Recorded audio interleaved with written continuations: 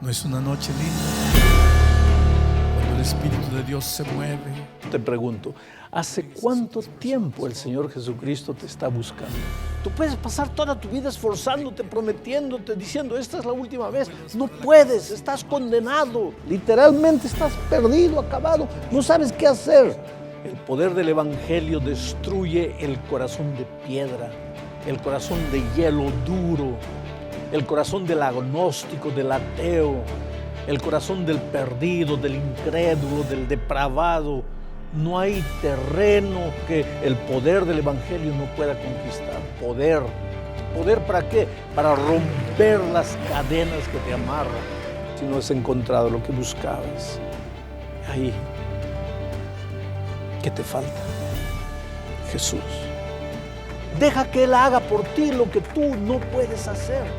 Pero el Evangelio es poder para aquel que cree. Ahora pues ninguna condenación hay para los que están en Cristo Jesús.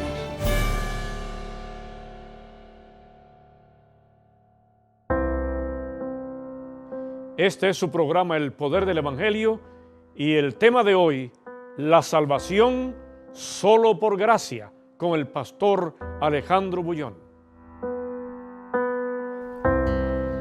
Hola querido, vamos al texto bíblico para hoy.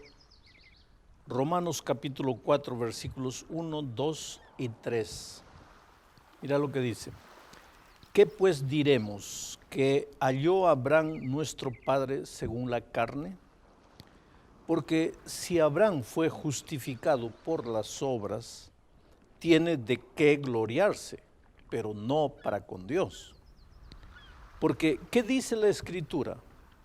Creyó Abraham a Dios y le fue contado por justicia. Creyó Abraham a Dios y le fue contado por justicia. Mira, querido, hoy quiero hablar del tema de la salvación, de la justificación, de la fe, de la gracia en el Antiguo Testamento y en el Nuevo Testamento. Porque hay muchos cristianos sinceros que confunden las cosas. Muchos cristianos creen que el tema de la gracia es exclusivo del Nuevo Testamento y que la salvación en el Antiguo Testamento era por las obras de la ley. Pero querido, si fuese así, si nosotros tuviésemos un Dios que en el Antiguo Testamento dijo, la salvación es por la obediencia a la ley, y en el Nuevo Testamento dice, no, me equivoqué, ahora la salvación es por la gracia de Jesucristo, ¿qué Dios sería ese? La Biblia es clara cuando afirma que en Dios no existe mudanza ni sombra de variación. Su palabra es eterna. Por lo tanto, esa historia de que en el Antiguo Testamento la salvación era por las obras de la ley y en el Nuevo Testamento la salvación es por la gracia, no es bíblica, no es verdad. Nosotros como iglesia no creemos que la salvación en algún momento de la historia haya sido por las obras de la ley o por causa de la obediencia o por el trabajo del ser humano. El texto bíblico que acabo de leer es un texto del Nuevo Testamento, está en la epístola a los Romanos. El autor de ese texto es el apóstol San Pablo.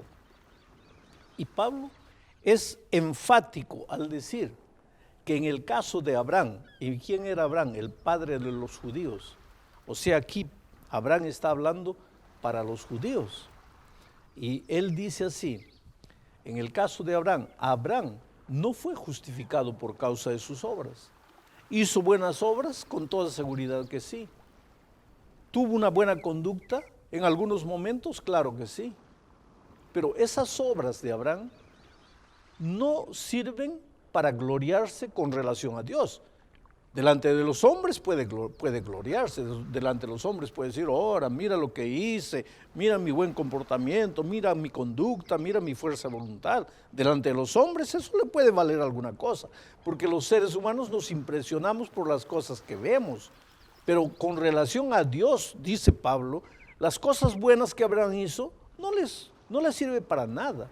¿Por qué? Porque Abraham también fue justificado por la fe. Te voy a decir una cosa, la salvación es únicamente por la gracia. ¿Qué es gracia? Tú no haces nada, Dios lo hace todo, tú solo aceptas, tú solo recibes. Y ese tema de la salvación por la gracia está desde el Génesis hasta el Apocalipsis. Génesis 1:1. En el principio creó Dios los cielos y la tierra. En el principio creó Dios los cielos y la tierra. ¿Qué es lo que el hombre hizo? Nada. ¿Quién lo creó todo? Dios. ¿Qué es lo que hizo el hombre para recibir? Nada, solo recibir. ¿Pagó alguna cosa? No, fue por gracia. ¿Te das cuenta? Génesis 1:1, el tema de la gracia. Y si tú vas a Apocalipsis, capítulo 22, que es el último capítulo de la Biblia, y vas al último versículo, vas a ver, y la gracia de Dios sea con todos vosotros. O sea, desde el primer versículo de la Biblia hasta el último versículo de la Biblia, el tema es la gracia. La gracia surgió cuando el pecado apareció. Ahí estaban Adán y Eva, desnudos. Quiero decir, semidesnudos, peor que desnudos, porque desnudo es una cosa, semidesnudo es peor que desnudo. ¿Por qué? Porque Adán y Eva habían tratado de cubrir su desnudez con miserables hojas de higuera. Yo te pregunto, ¿cuánto tiempo debe durar un delantal de hoja de higuera? ¿Un año? 6 meses, un mes, una semana. ¿Cuánto tiempo debe durar un delantal hecho de hoja de higuera? Nada. Pues así es cualquier cosa que el hombre haga queriendo solucionar su problema. Es como miserable hoja de higuera. No cubre nada, solo te deja semidesnudo, ridículo, intentando disfrazar tu verdadera situación. Pues ahí estaban Adán y Eva, semidesnudos, cuando el Señor Jesucristo llegó al jardín del Edén. Un corderito fue sacrificado. La sangre de ese corderito fue derramada. Y con la piel blanca de ese cordero se preparó vestiduras blancas para cubrir la desnudez de Adán y Eva.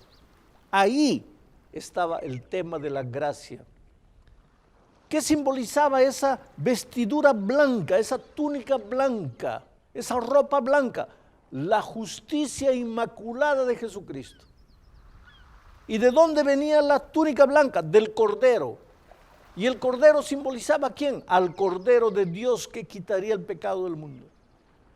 Y la sangre del Cordero, la gracia, la vida maravillosa de Jesucristo en la cruz del Calvario.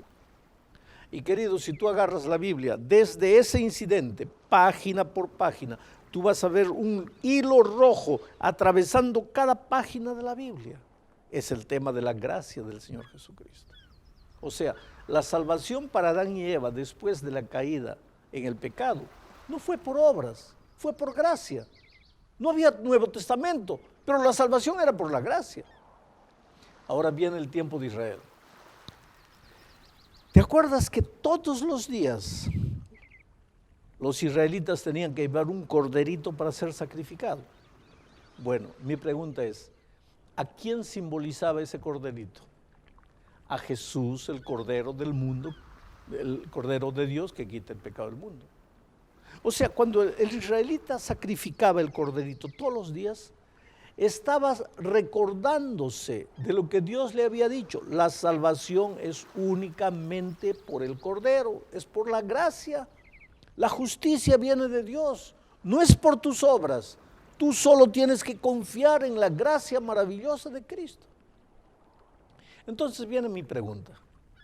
¿De dónde algunos cristianos maravillosos, porque yo quiero creer que son sinceros y maravillosos, sacan la historia de que la salvación en Israel era por las obras de la ley y que la salvación hoy es por la gracia de Jesucristo?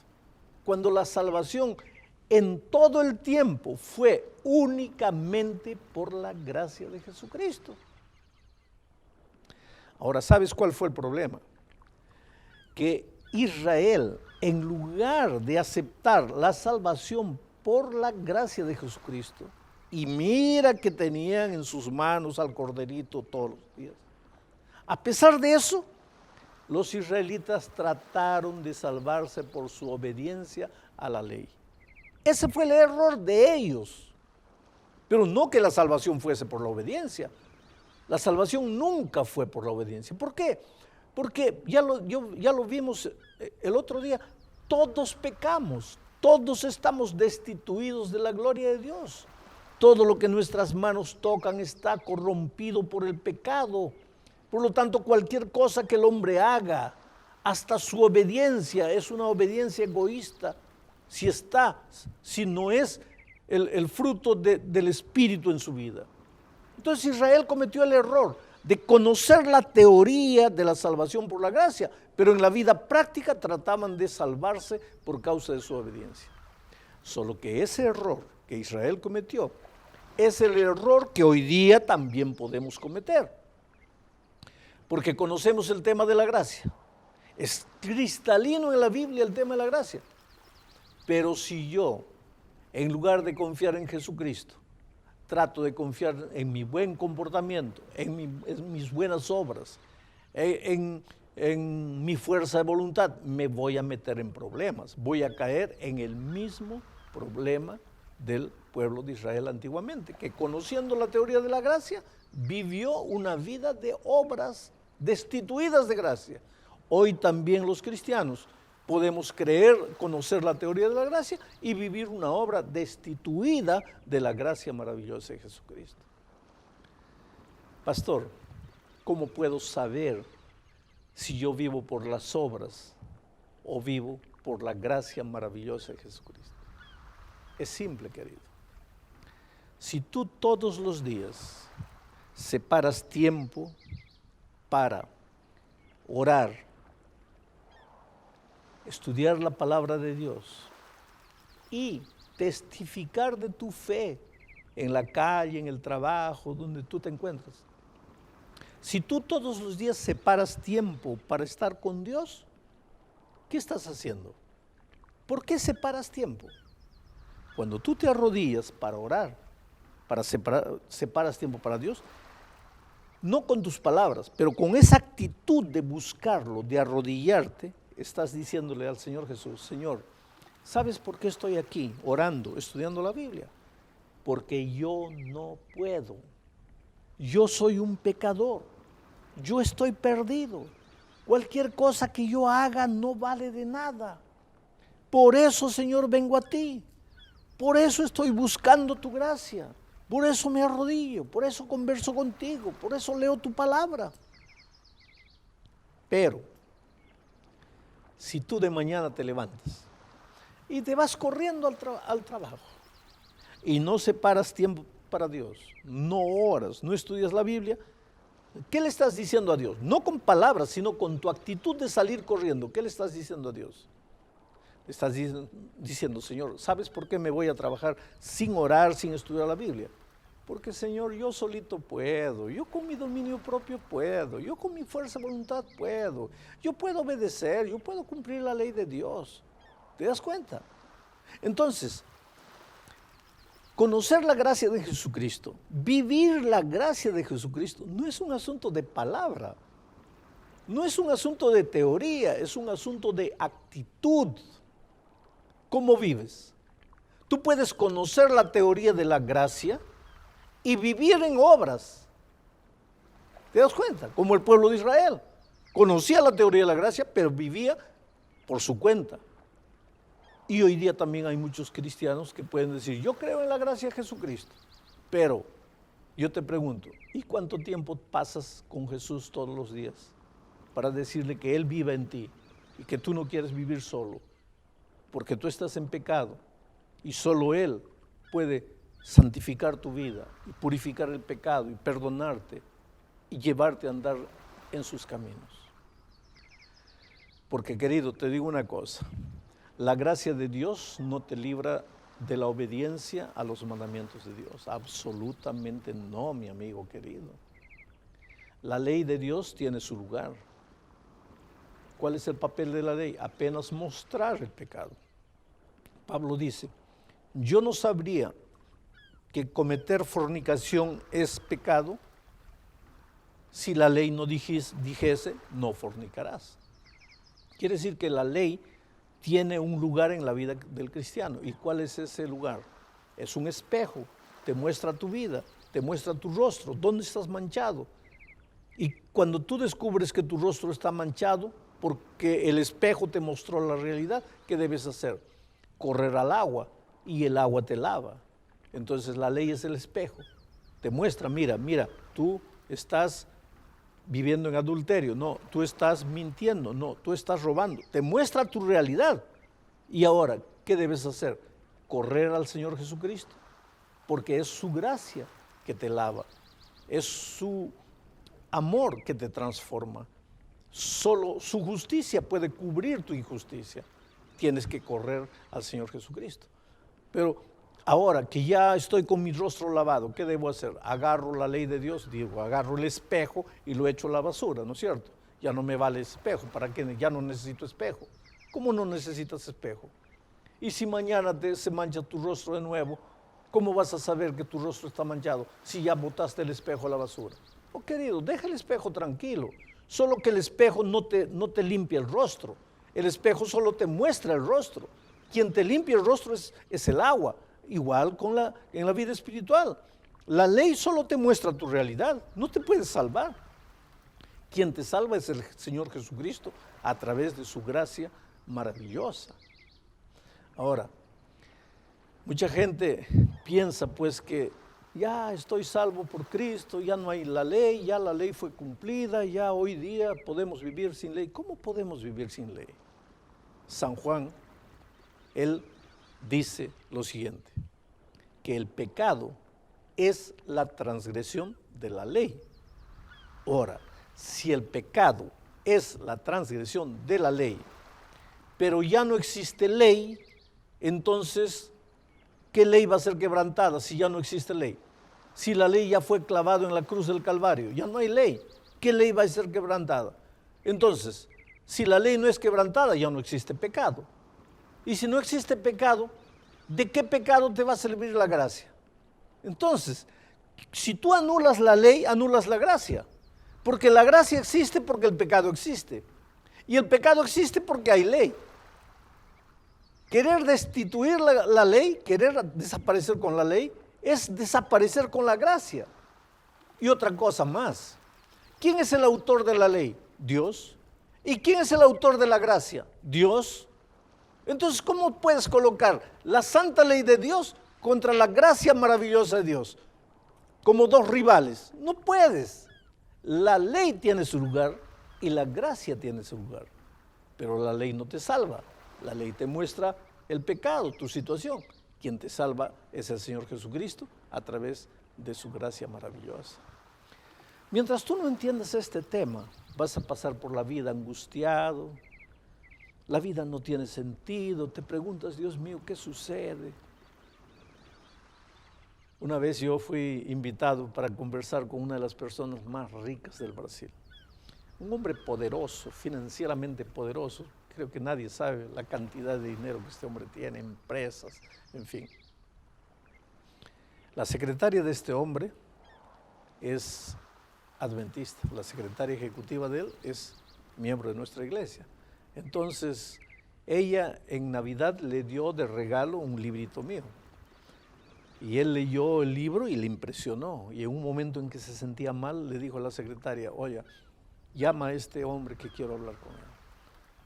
Y así marcamos el encuentro y nos encontramos un día. Y era impresionante, pero yo lo admiraba mucho, lo conocía por la prensa, por la televisión. Era un hombre extraordinario, un hombre poderoso en el Brasil. Estaba sentado frente a mí y me dijo así, pastor, yo tengo mucho dinero, tengo tanto dinero, yo puedo comprar lo que yo quiero. Yo puedo viajar a donde yo quiero. Si quiero ir a un país, yo no necesito comprar un boleto de avión, yo llamo mi propio avión con mi propio piloto para que me lleve a donde yo quiera. Yo tengo mucho dinero. Y otra cosa, hombres ricos generalmente son abusivos con sus empleados. No, yo soy un patrón justo. Él me dijo, hombres ricos generalmente tienen un montón de mujeres. Yo no, yo soy fiel a mi esposa. Los hijos de los hombres ricos generalmente despilfarran el dinero del padre, pero mis hijos no. Ellos son universitarios, están graduando, ellos van a hacer crecer esta empresa, estas empresas mías. Y yo pensaba en mi corazón, pero ¿qué será que este hombre quiere? ¿Por qué me llamó? Y de repente sus ojos se pusieron húmedos, bien húmedos. Las lágrimas estaban rodando ahí en los ojos. Y él me dice, pero pastor, cuando llega la noche, me acuesto y no puedo dormir. Y me pregunto qué me falta. Yo tengo todo. Yo puedo comprar todo, pero no puedo comprar sueño. Comencé a tomar comprimido para dormir, píldora. Una, después ya con el tiempo, 2, después con el tiempo 3, después 5. No puedo, yo estoy viciado de las pastillas para dormir. ¿Qué me falta? Y yo tengo mi secretaria ejecutiva, una mujer simple, pero es feliz. Ella no tiene nada en comparación con todo lo que yo tengo, pero ella es feliz. ¿Qué me falta? Y él me dijo así, pastor, yo lo he llamado porque quiero que me diga, ¿qué me falta? Solo le pido 2 cosas. Primero, no me pida que yo me vuelva miembro de su iglesia. Y segundo, no me hable de Jesús. Yo lo miré y le dije, pero usted sabe que yo soy pastor. Él me dijo, sí. Y los pastores no pueden hablar de otra cosa, solo saben hablar de Jesús, de iglesia, no puede hablar de otra cosa. Le dije, mira, yo sí puedo hablarle de lo que usted quiera. Le puedo hablar de deporte, le puedo hablar de la cotación del dólar hoy día, le puedo hablar de la bolsa de valores, le puedo hablar de la cultura de los países del mundo. Lo que usted quiera le puedo hablar, pero usted me ha hecho una pregunta específica. Me ha dicho qué me falta. Y deporte no le falta. Acciones en la bolsa de valores no le falta. Dólares no le falta. Cultura no le falta. Lo que le falta es Jesús, pero usted me ha prohibido que le hable de Jesús. Así es el ser humano, querido. Pobre ser humano. Tal vez tú no tengas tanto dinero como aquel hombre, pero eres un buen ciudadano, eres un buen esposo, eres un buen padre. Tienes tu casa, tienes tu carro, tienes aparentemente todo para ser feliz. Pero ¿y cuando llega la noche? ¿Y cuando te revuelcas en la cama de un lado para otro?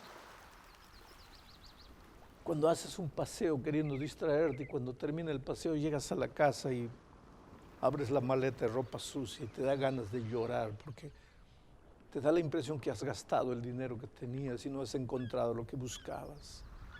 Ahí, ¿qué te falta? Jesús. ¿Y qué es lo que te dice Jesús? Hijo, ven a mí. Entrégame tu vida como estás. No necesitas luchar.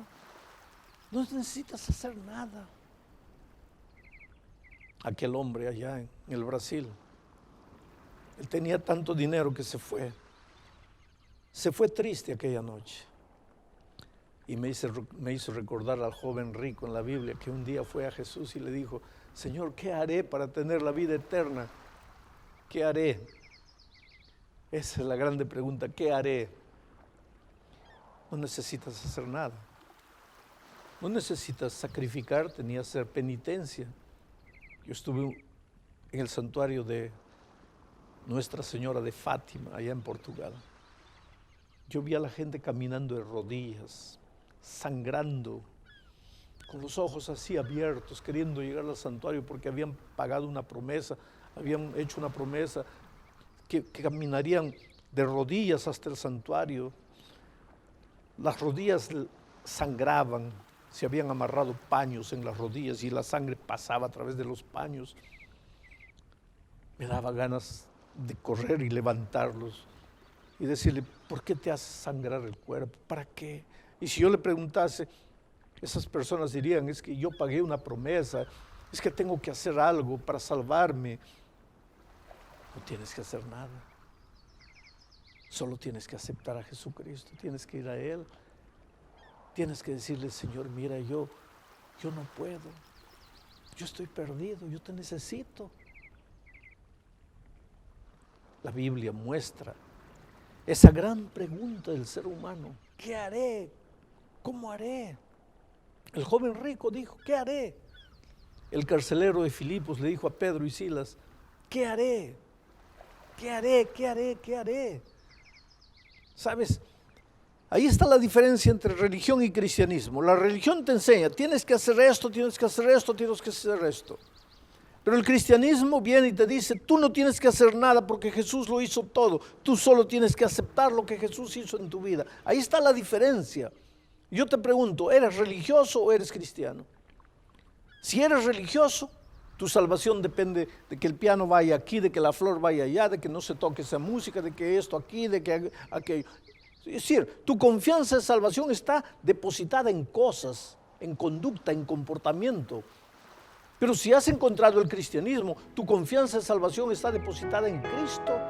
Cristo lo hizo todo, entonces tú ve a Jesús como estás, entrégale la vida como estás, confía en Él, cree en Él. Deja que Él haga por ti lo que tú no puedes hacer. Yo creo que aceptar la gracia de Jesucristo para el ser humano le es difícil, porque el ser humano no convertido, el ser humano es orgulloso. No me den nada gratis, yo puedo solo.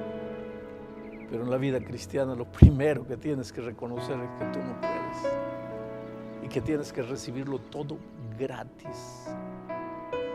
En este momento, estás ahí. Dime, ¿cómo está tu matrimonio? ¿Cómo está la vida de tus hijos? ¿Cómo está tu vida espiritual? ¿Cómo está tu vida social? Hay momentos en que no sabes qué hacer, no sabes para dónde ir, miras para todos los ángulos y desde el punto de vista humano está todo perdido. Estás ahí, temblando, tal vez pensando, este pastor parece que conoce mi vida. Y yo te digo una cosa, no, querido, yo no conozco tu vida, pero conozco al ser humano.